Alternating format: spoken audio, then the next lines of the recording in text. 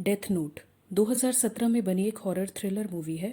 IMDb पर इसकी rating 4.4 है। So hey guys, welcome back to your own channel cinema at home. Movie की starting में हमें एक लड़के को कॉलेज में दिखाया जाता है जिसका अचानक मौसम खराब हो जाता है और बहुत तेज बारिश और हवा चलने लगती है और अचानक से एक बुक उसके हाथ में आकर गिरती है जिसके ऊपर लिखा होता है डेथ नोट। लाइट अब वहां से उठकर अपने क्लासरूम में जाने के लिए तैयार होता है। तभी रास्ते में उसे देखता है कि कुछ लड़के एक लड़के की पिटाई कर रहे हैं। लाइट उन लड़कों से रिक्वेस्ट करता है कि वो उसको ना पीटें, लेकिन वो उसको ही एक पंच मारकर वहां बेहोश कर देते हैं। थोड़ी देर में वहां पर एक टीचर आती है जो लाइट की नोटबुक में चीटिंग के कुछ पेपर्स देखती है। वो टीचर इस बात की कंप्लेंट प्रिंसिपल से करती है और सारे चीटिंग नोट्स दिखाती है। अब सजा के तौर पर लाइट को लाइब्रेरी में अकेले बंद कर दिया जाता है, जहाँ आराम से बैठा हुआ लाइट उसी डेथ नोट को खोलता है और उसे पढ़ना शुरू कर देता है। तभी अचानक वहाँ पर लाइट ब्लिंक होने लगती है। तभी लाइट को अपने सामने दिखाई देता है एक लाल आंखों वाला एक अजीब सा दानव। उसे देखकर लाइट पहले तो बहुत बुरी तरह डर जाता है क्योंकि वहाँ पर बहुत अंधेरा भी था। वो दानव लाइट को बताता है कि डेथ नोट उसके पास होने की वजह से वो दानव यहाँ पर है और अब वो लाइट का गुलाम है। वो दानव लाइट को एक और बात बताता है कि इस डेथ नोट के खाली पेज पर वो जिस किसी का नाम और उसके मरने का तरीका लिख देगा, उसकी मौत उसी तरीके से हो जाएगी। लाइट को पहले इस बात का यकीन नहीं होता, लेकिन फिर वो इसके लिए तैयार हो जाता है। वो विंडो से बाहर देखता है कॉलेज के कुछ लड़के एक लड़की को परेशान कर रहे होते हैं। लाइट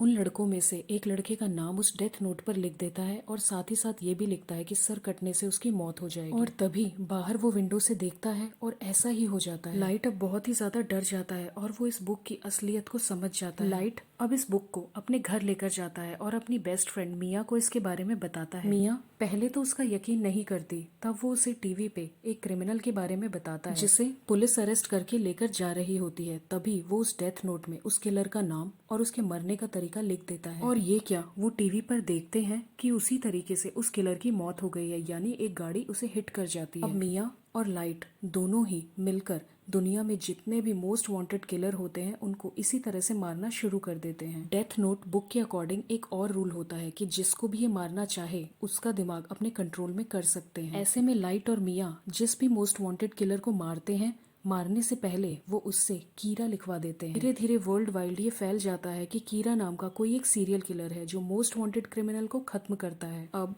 एल नाम के एक डिटेक्टिव को इस काम की जिम्मेदारी दी जाती है कि वो कीरा को पकड़कर लाए। वो डिटेक्टिव हमेशा मास्क पहने रखता था, किसी ने आज तक उसका चेहरा नहीं देखा था। एल एक प्रेस कॉन्फ्रेंस अरेंज करता है जिसमें वो कीरा को चेतावनी देता है कि वो सामने आकर अटैक करे। एल के साथ साथ इस मिशन पर और भी पुलिस ऑफिसर शामिल थे जिसमें लाइट के फादर भी होते हैं। ऐसे में मिया लाइट को एडवाइस करती है कि वो सारे पुलिस ऑफिसर्स के नाम उस डायरी में लिख दे जिससे वो सारे खत्म हो जाएंगे। लेकिन लाइट ऐसा करने से मना कर देता है क्योंकि वो किसी भी बेगुनाह की जान नहीं ले सकता था। इधर एल को इन्फॉर्मेशन मिलती है कि उसके साथ काम कर रहे सारे पुलिस ऑफिसर्स को मार दिया गया है सिवाय लाइट के फादर के। इस इंसिडेंट के बाद एल को लाइट पर शक होने लगता है कि कहीं वही तो कीरा नहीं है। मूवी के अगले सीन में हमें दिखाया जाता है कि लाइट की फ्रेंड मिया ने सारे पुलिस ऑफिसर्स के नाम उस डायरी में लिखे थे जिससे वो सारे मारे गए। यहाँ तक कि मिया ने लाइट का नाम भी उस डायरी में लिख दिया था। दरअसल मिया लाइट से उस डेथ नोट को हासिल करना चाहती थी और उसके लिए वो किसी भी हद तक जाने के लिए तैयार थी। मिया की सच्चाई जानने के बाद लाइट उससे बहुत ही ज्यादा नाराज हो जाता है। लाइट